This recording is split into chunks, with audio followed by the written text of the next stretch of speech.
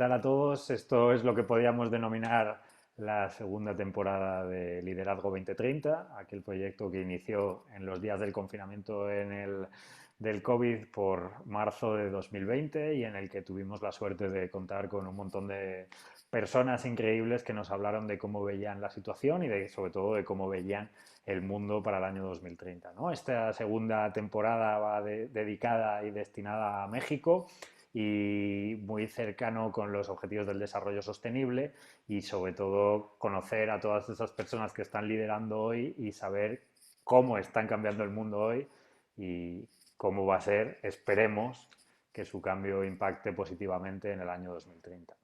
En este primer capítulo de la segunda temporada contamos con una persona que comunica de manera increíble. Él no solo es un gran comunicador, también es un emprendedor, empresario mexicano de la gastronomía, pero yo iría más allá y hablaría de la gastronomía consciente, ¿no? De poner en valor todos esos productos de la tierra, esas personas que labran y que conocen los alimentos y cómo cambiar un poquito nuestra conciencia a través de ello, ¿no? Que podemos realmente entablar en el ODS, en el Objetivo del Desarrollo Sostenible número 12, ¿no? La producción y consumo local.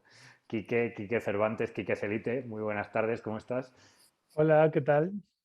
Es un orgullo para mí y para todos los que, seguro los que nos están viendo, tenerte aquí. Yo quería lanzarte una pregunta así muy directa en lo primero. A ¿Crees ver, que dime. las empresas en el año 2021 son más conscientes o más inconscientes que hace 10 años o que hace 15 años? Yo creo que las empresas han aprendido a disfrazar muy bien sus ganas de hacer algo. Hay algunos esfuerzos de gente que está en las empresas que sí quiere transformar un poco las cosas, pero muchas empresas, su solo existir provoca un desastre. Yo sí, como siempre he dicho, yo no creo que las empresas tengan que ser verdes. El problema es cuando las empresas que por naturaleza no son verdes, nos quieren hacer creer que son verdes y nos quieren que les aplaudamos por ser verdes. No pasa nada si no son empresas ecológicas. Creo que lo que está mal es que te paguen publicidad para hacerte creer que son algo que por naturaleza no son, El, ¿no? Como, el te problema escucho. es que, claro, con tanta información, ¿cómo podemos diferenciar, Quique, lo que es verde de verdad con lo que pretende ser verde y al final es marrón tirando a negro? Pues es muy sencillo. O sea, por ejemplo, Coca-Cola, pues es una empresa que se agradecen los esfuerzos que hace de reciclar las botellas, que además económicamente también les beneficia. A ellos es más barato reciclar que comprar fibra virgen. Poner energía, por ejemplo, eólica o de baterías en sus camiones repartidores también gastan menos en gasolina, generan menos emisiones. Eso me parece que está muy bien. Pero en esencia, el negocio de Coca-Cola es que le compres Coca-Cola a Coca-Cola. Entonces, por ejemplo, hay una campaña aquí en México de Coca-Cola que dice que están haciendo ollas captadoras de lluvia en comunidades rurales, ¿no? Entonces, el tinaco a donde viene el agua de lluvia dice Coca-Cola. Entonces, el agua que te roban te la regresan. Está muy chistoso. Entonces, ese tipo de cosas, pues al final, y los anuncios de Coca-Cola son que la familia esté junta y que la alegría tiene que ver con estar juntos como familia tomando Coca-Cola en el centro. Y eso pues ya lo vuelve incongruente. Entonces yo diría que qué bueno los esfuerzos que haga Coca-Cola, porque también le ahorran dinero, pero eso no lo hace una empresa verde, porque lo más verde sería que la gente te regalara agua. Pues el agua es que aquí en México, bueno, para los que nos ven de España, aquí en México el agua no es potable. Entonces, ahora esto llegó desde los Estados Unidos a Europa, pero antes en Europa todo el mundo te regalaba un vaso de agua, ¿sí o no? En un restaurante el agua estaba incluida, Bueno, de excepto hecho, Italia. hay muchísimas ciudades donde vas a comer y pides agua y te ponen un vaso de agua y te molestas si te ponen una botella de agua, ¿no? Claro, pero bueno, en Italia ahora ya te ponen San Peregrino, cosas y te cobran el coperto, ya incluye el agua, ¿no? Pero en Alemania el agua es algo básico. Y como la gente confía en la gente, pues tocabas a la puerta y pedías agua y te daban agua. Entonces en México, con toda la inseguridad, con los malos sistemas de drenaje que hay, pues desde los años 90 hubo una campaña de decir no tomen el agua de la llave, aunque el agua era perfectamente potable en muchas zonas de la Ciudad de México y somos el país que más agua embotellada tomamos, ¿no? Entonces, pues sí, qué bueno que Coca-Cola se haga y todas las empresas que producen agua embotellada se hagan cargo del mal que ellos crearon. O es como Nespresso que te dice, es que ya estamos reciclando las cápsulas de café. Le digo, ay, qué bueno, estás arreglando el problema que tú creaste. Te aplaudo por eso. ¿Qué te digo? Si tú creaste el problema, podemos tomar café así como se tomó durante los últimos 5,000 años y tú la encapsulaste para que fuera más cómodo, para que en lugar de sacar el café y hacerlo así, ahora la máquina lo hace. Esa comodidad, tú le estás arreglando ahora el desastre que creaste y quieres que te demos las gracias. Y que justo has tocado un tema que me interesa mucho, es el de la comodidad, ¿no? ¿Cuál crees que es la relación entre lo mal que comemos o lo mal que se come y la comodidad? Pues los últimos 40 años nos han vuelto muy cómodos y nos han hecho pensar que la comida siempre es de muy buena calidad y está en todo momento lista, ¿no? La semana pasada teníamos arroz y los arroces tienen unos insectitos que los matas poniéndoles una pastilla en los costales y que es veneno, que lo huelen y se mueren, ¿no? Eso sí se trabaja todo el arroz del mundo. O lo metes en un silo donde le quitas la oxigenación y solo lo vas sacando cuando lo vas vendiendo, pues los huevitos de estos insectos que están en todo el mundo, pues se quedan en el arroz y cuando crecen con la humedad, ¿no? Entonces una señora me dijo, tiene un insecto. Le digo, señora, pues es que sí es arroz, viene por costales, lo mandaron hace 2 meses. Pues no se preocupe, pone el arroz a remojar, el bichito lo quita y listo. Y ya no estamos acostumbrados a ver la comida así. Claro. Todo tiene que estar mega limpio, mega en calidad, mega fresco, mega maduro, nunca que sepa mal, nunca que siempre, no puede haber nada, ni una pizca de que algo esté podrido, porque entonces ya no va con lo que yo tengo. Y la realidad es que esa búsqueda de buscar los alimentos siempre en la mejor vista, pues nos genera una cantidad de desperdicio enorme. Sí, que yo creo que el claro ejemplo son las manzanas, ¿no? Que vas a un supermercado y las manzanas parecen supermodelos, ¿no? Parecen así Sí, como de pasarela, sí, brillan. Y en México es ridículo, pero en México traemos eh, manzanas desde Washington. Cuando México, aquí en la Ciudad de México hay manzanas, pero nos llegan y nosotros hicimos un experimento y dejamos una manzana durante 2 meses y medio, una manzana de Estados Unidos y no le pasó nada. Así está, así. Las manzanas mexicanas, que son de los cultivos locales, pues empezaron a oxidar, a hacer como pasita, como ciruela pasa, y se pusieron mal, pero sí las manzanas, es un claro ejemplo, las bananas también, ¿no? Que ustedes les llegan de Ecuador o de África, la banana llega así, perfecta, ¿no? Sin ningún... Y te das cuenta que las cosas ya no saben como sabían antes. Saben mediocremente. Los aguacates que seguramente les llegan, saben mediocrementes. Sí, sí, A lo que totalmente. sabe un agua, bueno, tú que estás en México, a lo que sabe un aguacate que es de la denominación fuerte o criolla, el sabor del aguacate es muy fuerte contra el Hass, que es el que estamos mandando a todo el mundo, ¿no? Y que de hecho está siendo parte de la desforestación de muchos lugares, como yo, por Muchísimos ejemplo, lugares. lo pude Sí, ver sí, en sí. Colombia, por ejemplo, que me impresionó muchísimo.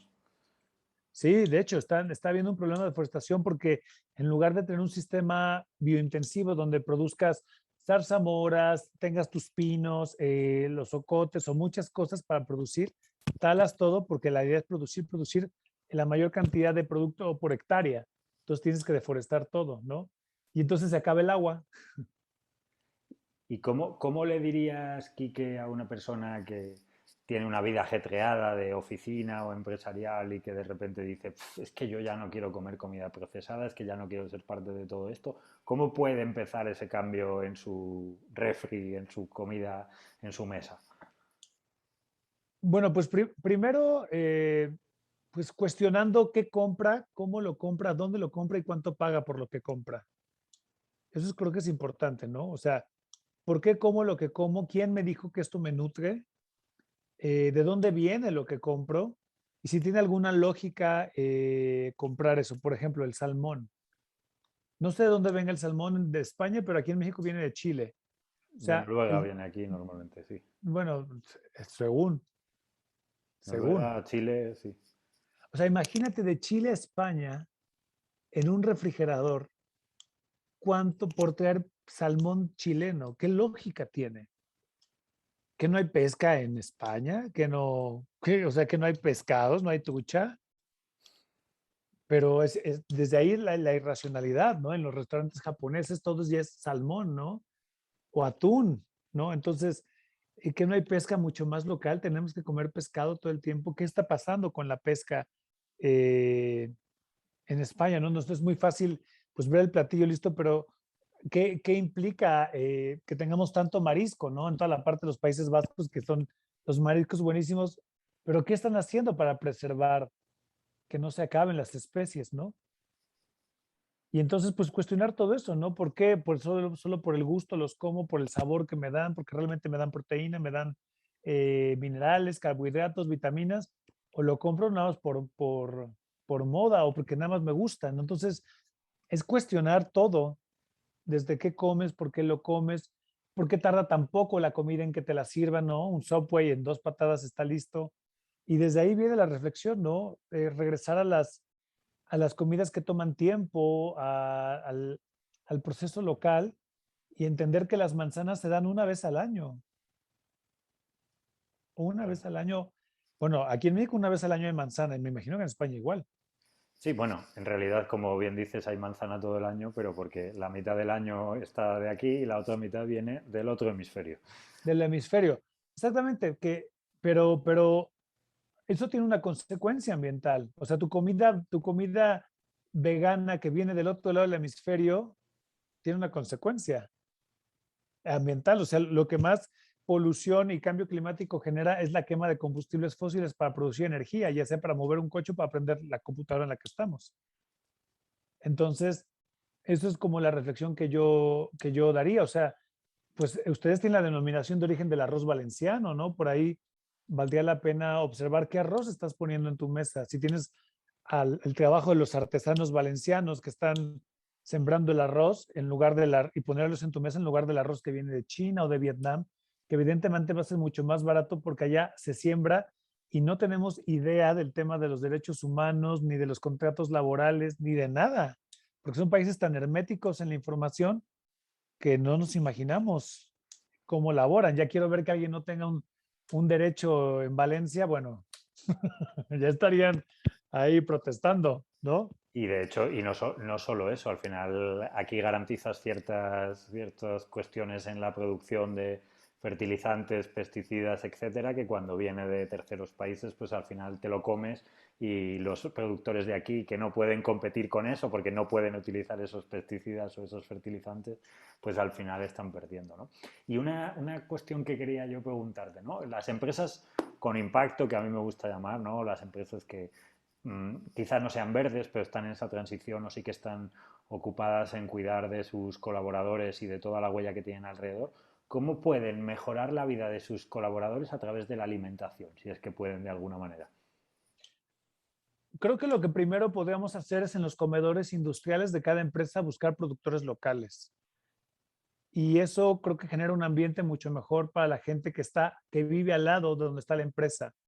En lugar de ver la empresa con esta visión capitalista de malditos, llegaron aquí, están destruyendo todo y nada más sacan el dinero y pagan mano de obra barata, podemos empezar a verlo igual, pero que además están buscando cómo crear lazos entre la comunidad. Por ejemplo, hay un ejemplo nuevo que pasó en México. En Tijuana llegó el nuevo centro de distribución de Amazon. Lo pusieron en Tijuana y no en San Diego, porque en San Diego pues todo es más caro. Entonces lo pusieron en Tijuana y al lado está toda la pobreza, ¿no? De toda la gente que ha migrado tratando de llegar a Estados Unidos, no pudo pasar, llegó como paracaidista a una zona de Tijuana donde no hay casa, no hay papeles, empezaron a crecer, no les ponen agua, a veces sí les ponen agua, todo lo que implica los cinturones de marginación en las ciudades como Tijuana, que es la frontera con Estados Unidos. Entonces ves el centro de Amazon así, perfecto, bien hecho, muy a lo gringo, y al lado está la marginación, ¿no? Como Amazon, que va a traer cosas de todo el mundo para mandarlas a todo el mundo, con que tan solo el comedor industrial o la gente que limpia o la gente que vende los limpiadores, o la gente que le provee de escobas, sea de la región, empezaría a crear un nuevo círculo virtuoso en la comunidad, ¿no? Desde el hecho de que vas a tener gente de Estados Unidos ahí, imagínate que den clases de inglés a los niños de la comunidad. Entonces, la persona que salga de trabajar del centro de distribución de Amazon se va a sentir más segura de caminar hacia su transporte público, o sea, porque tú puedes tener Amazon perfecto, pero el trabajador tiene que pasar por la colonia para llegar al trabajo en Amazon. O sea, no puedes aislar a la gente de la realidad. Y entonces, ¿cómo puedes hacer una realidad mucho más amorosa si te empiezas a trabajar por la comunidad alrededor? Claro, en vez de trabajar por la distopía, ¿no? Que es un Sí, poco porque la además, imagen que vemos de esa central de Amazon. pero aparte, va a haber un momento en donde la realidad le va a ganar a la ceguera. O sea, si tú no lo quieres ver, está bien, pero la realidad se va a imponer. Van a asaltar a un colaborador tuyo, le van a robar el coche. O sea, es lo que como lo que está pasando en España, ¿no? Con el tema de la migración. El crecimiento poblacional, los malos gobiernos, el cambio climático. O sea, tarde o temprano iba a pasar. Y vas a ver las costas del Mediterráneo y van a llegar más. No lo puedes detener. Lo que sí puedes hacer es buscar soluciones para integrar a los países. Pero si tú quieres, estás tapando un río con una mano. O sea, al final, la violencia, si no trabajamos a favor de la comunidad, la violencia se va a imponer como lo está haciendo seguramente los índices de criminalidad en Madrid de ahora no son los que hace 40 años. Y lo mismo cuando yo visité Argentina, ellos no conocían lo que era que te asaltaran en un camión o lo que te asaltaran en una casa. Pues los argentinos eso era nuevo. Y cada vez va, porque en esta visión de nosotros los ricos y no veo a los pobres, pero ni en el tema de alimentación, pues los pobres ganaron. O sea, tarde o temprano la violencia se va a imponer. Y es lo que está pasando en todas las capitales europeas. Sí, yo creo que al final, ¿no? Como se suele decir en términos absolutos, la pobreza quizás se reduce en el mundo, pero en términos relativos, ¿no? Que es la desigualdad, sigue aumentando, cada vez hay más brecha entre los más ricos y los más pobres, ¿no?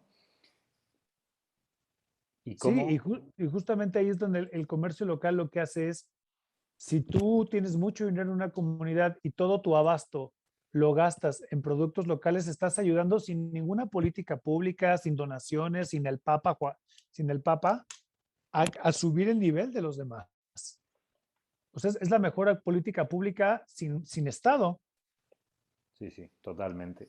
Y en esta, digamos, pensando en ese cambio que acabas de decir, y si hicieras una carta a los Reyes Magos o a Papá Noel, ¿cómo sería el mundo de Quique en el año 2030?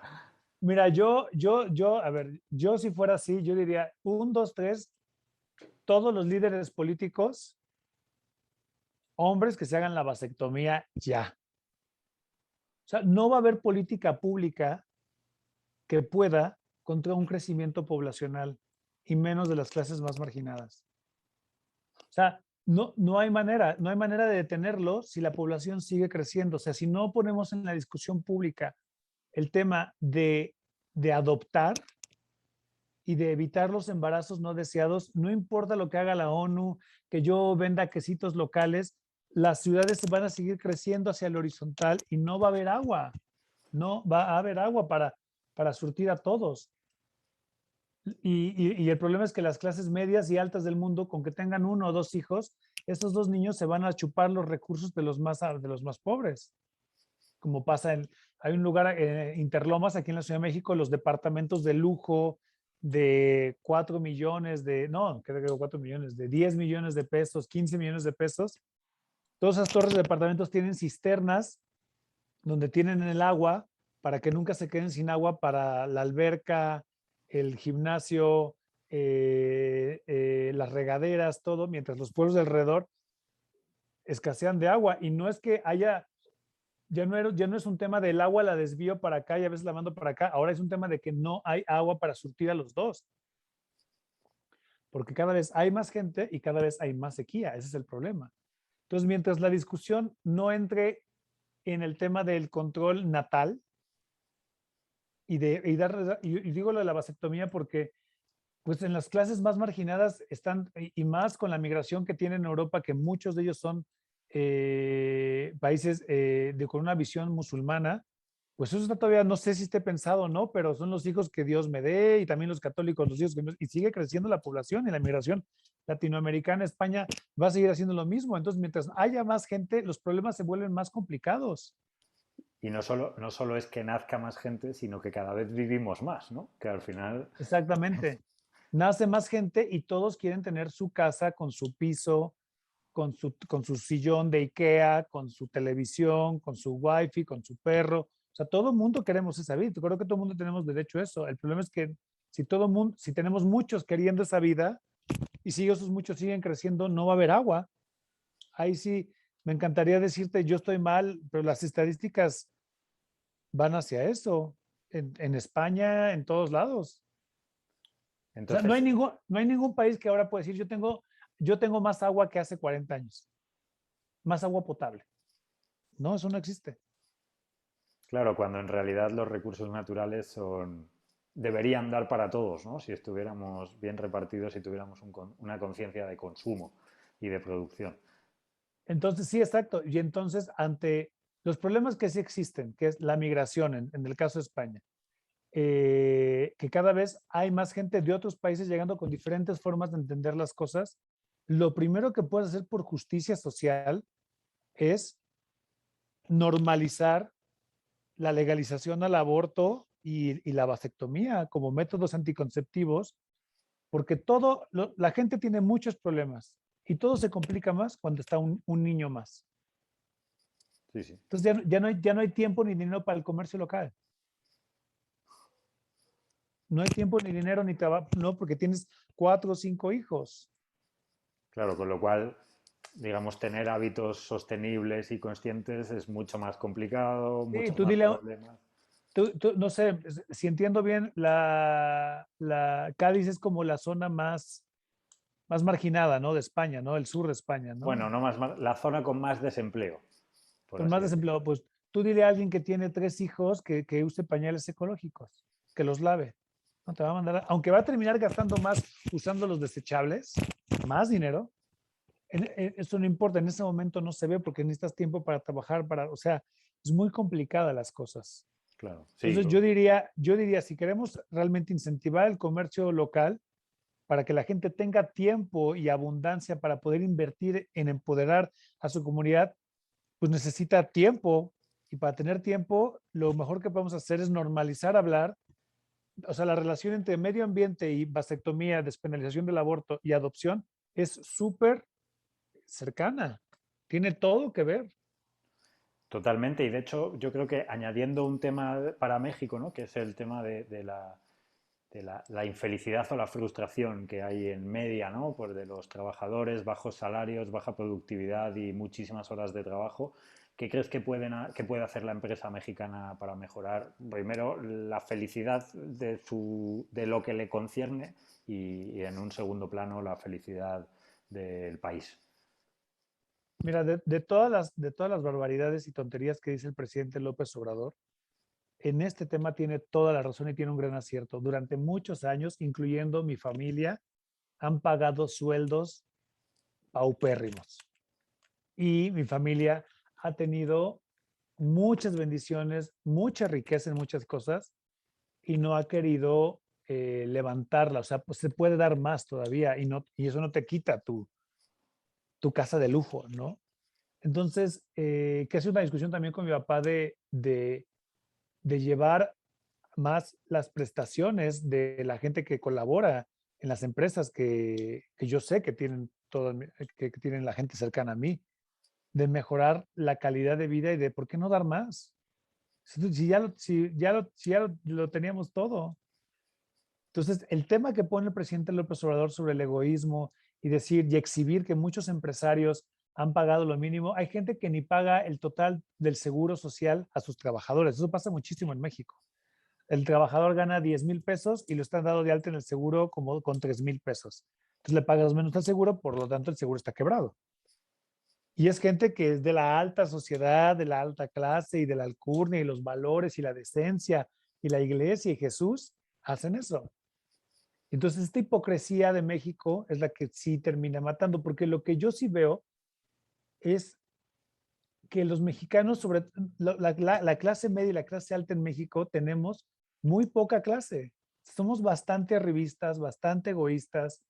eh, Tenemos muchas bendiciones, pero a la hora de, o sea, hace 2 semanas, por ejemplo, hay una nueva ley para que la gente que trabaja en los hogares, que limpia la casa, que cocina, pueda darse de alta, ellos autodarse de alta en el Seguro Social cuando tienes varios patrones, ¿no? Pero se supone que desde hace muchos años, si tú tienes una persona de planta, que eso es muy normal en México, todos mis primos y mis tíos tienen a alguien que ayuda en la casa y está de planta de lunes a sábado y nada más descansa el domingo y hay gente que se queda a dormir, ¿no? Esto es muy normal en México, en Ecuador, en Guatemala, en Bolivia, es muy normal. Y entonces, platicando con unos primos, una prima me dice, entonces ya puedo dar de alta a Rosita en el Seguro Social. O sea, mi prima está pensando irse a vivir a Canadá 1 año para sus hijos y no tiene metida en el Seguro Social a su empleada de hace 5 años que va todos los días. Sí, Ese es México. con lo cual a esta persona, si tiene cualquier tipo de enfermedad, si tiene cualquier tipo de dolencia, pues no está cubierta por la sanidad pública, ¿no? Por la sanidad pública, exactamente. Eso hasta, o sea, pero, y te puedo decir que mi prima es de las más progresistas que tengo, pero eso pasó. Eso lo comentó en una plática. Y entonces me contaba que algo de Montreal para un campamento de verano y cosas. Y yo le dije, güey, a ver, aterriza. ¿Cómo me estás diciendo esto? O sea, eso es ilegal y es poco humano. O sea, y además te va a salir más caro porque si algo le pasa a esta chica que colabora contigo, ella va a poder demostrar que fue tu empleada durante 5 años y que ni seguro social. Entonces te viene una demanda enorme y además tú vas a tener que pagar con los servicios privados todo lo médico, en lugar de que ya tener, no sé, hasta podrías darle un seguro de gastos médicos mayores en una aseguradora privada, porque está contigo todo el día y a ti te va bien. Claro, Entonces, y ahí sí, trabajas también lo que se llama la retención del talento, ¿no? Que al final los países más productivos y más felices son los que retienen más el talento, en el que tienes seguridad en la empresa y sabes que vas a tener un buen salario, buenas prestaciones, que vas a poder tener tu vida familiar junto a la vida profesional y que no solo vas a estar trabajando para ver asustado, para que no te despidan al día siguiente y un poco asfixiado eso es cada México. quincena. Eso es México. O sea, cuando tienen esta visión de que México es un país muy amoroso y muy unido, no, no es cierto. La realidad no es esa. La realidad es esta que te estoy diciendo. Gracias a la llegada de la izquierda, los derechos laborales de la gente que colabora en las casas, de toda la gente rica de dinero, se han puesto en el debate público porque la gente rica y de dinero ni por aquí le pasaba el hecho, oye, ¿y si metemos al Seguro Social a la señora que lleva 20 años con nosotros? Y entonces sí, la señora le daba algo y se iba al pueblo y le daban 5,000 pesos pues, para que se atendiera, ¿no? Pero es una trabajadora de todo el día. Y si la liquidas, la tienes que liquidar conforme a la ley. Y el diablo está en los detalles. Es- Entonces, ahí es cuando te das cuenta que mucho de lo que vendemos como país es bien hipócrita. Entonces, ¿cuál sería ya para ir terminando, cuál sería el consejo que le darías a las personas que nos estén viendo que pueden hacer en sus vidas, en su día a día, para que el mundo sea un lugar mejor en el año 2030? Yo creo que la única manera en que tu mundo va a estar mejor es que la comunidad esté mejor. Y entonces hacia ahí debemos trabajar. Hay una politóloga que se llama Denise Dresser, que hay cosas que me gustan que dice, y ella dice, ¿y de qué nos van a servir, de qué nos va a servir el dinero si cada vez las rejas son más altas? Los portones son más herméticos, ¿no?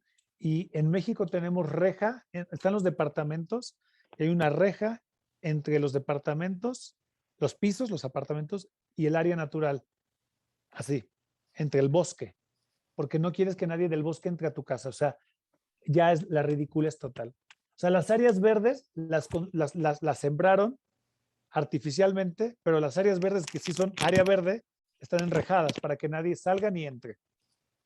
Entonces, la única manera en la que tus hijos van a estar seguros es cuando la comunidad se siente de alrededor se siente en confianza. Porque puedes ponerle 40 guaruras, puedes ponerle 2 camionetas que lo vigilen. Y si quieren, lo van a secuestrar. Ya ha pasado en México. Hay una tienda de productos deportivos que se llama Martí, que está en todo el país, con millonarios. Y emularon un retén de los soldados y le secuestraron al hijo. Pedían, ¿qué quieres? 20 millones de dólares. Y lo mataron. O sea, ni con todo, al director de la Comisión Nacional Deportiva le secuestraron al hijo y la mataron. Ni con todo el dinero, ni estando en el gobierno con todo el poder, vas a poder contener la violencia que todos los días se asoma si no trabajamos en que la comunidad sea lo que crezca. Y México es el claro ejemplo de eso. Totalmente. De hecho, yo creo que, si me permites para terminar, que no hay nada mejor en México que cuando se genera comunidad, ¿no? Yo tuve la suerte de verlo en un momento muy desgraciado, que fue el terremoto del año 2017, que al final lo mejor de México le sale esa comunidad de dentro, ¿no? Aunque muchas veces pues no se esté ejecutando y desgraciadamente no se haga. Pero me quedo con ese consejo para el año 2030, hacer más y mejor comunidad. Quique, para las personas que te han visto, ¿dónde te pueden encontrar, dónde te pueden leer y dónde te pueden ver? Bueno, me pueden ver en todas las redes sociales, en @Quique Cervantes o Quique Quelite en Instagram, Facebook y Twitter. Ahí estamos, como decimos en México, armándola de pedo todos los días, desde temprano hasta en la noche. Yo nada más hablo de lo que pienso, veo y escucho. Entonces, hagan de cuenta que soy una gran inventada y no me hagan caso. Nada más vean lo que digo. Quique, pues muchísimas gracias. Me encanta la gente que transmite y que además vive con pasión los temas que le encantan. Ha sido un placer tenerte en el primer capítulo de la segunda temporada, por así decirlo, de Liderazgo 2030 y espero verte muy pronto en México, Quique. Con mucho gusto. Acá nos vemos, Luis. Muy bien.